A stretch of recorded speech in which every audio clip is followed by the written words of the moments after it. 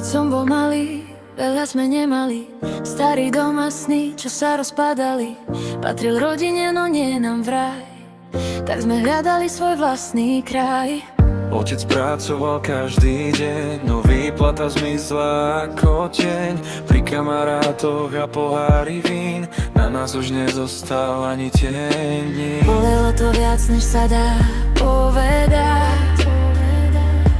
Ale život ma naučil sa nevzdávať. Ja už nechcem kráčať s tou istou cestou. Chcem byť oporou, nie ďalšou bolesťou. Pre svoje deti chcem dom, kde s láskou môžeme žiť v ňom. Rodina je všetko, viac mi netreba. Ich úsmev je moje nebo aj zem. Nech celý svet ide vlastnou cestou. Ja zostanem navždy so svojou rodinou.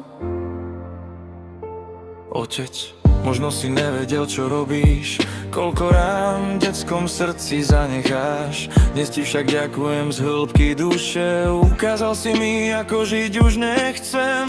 Naučil si ma, čo je dobro a zlo, že láska sa nekúpi za kamarátstvo.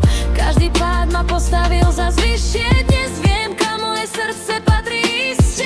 Pracujem od rána až do noci, nie pre slávu ani pre cudzie oči. Každá kvapka potu patrí mojim deťom, môjmu najväčšiemu snu.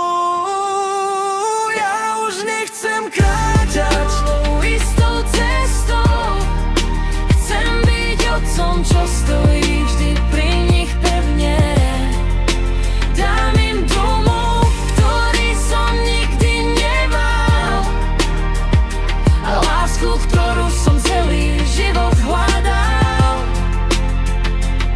Priatelia prídu, priatelia odídu, ale rodina zostane, keď všetci odídu. To je moje víťazstvo, môj najväčší dar. že moje deti budú mať krajší svet než ja.